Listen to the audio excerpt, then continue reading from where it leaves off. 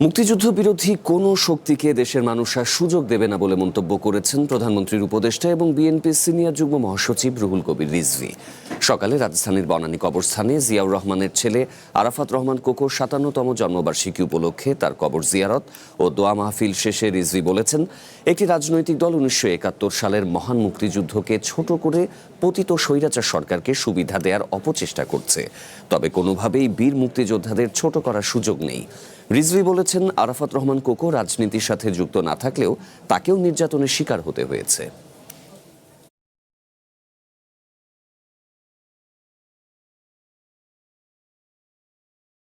সে একটি পরিবারকে নানাভাবে পর্যুদস্ত করার জন্য জনগণের মধ্যে তার যে উপস্থিতি এবং তার যে জনপ্রিয়তা সেটিকে আপনার মুছে দেওয়ার জন্য এমন কোনো কৌশল নাই যেটা করেননি সাবেক পলাতক স্বৈরাচারিণী শেখ হাসিনা।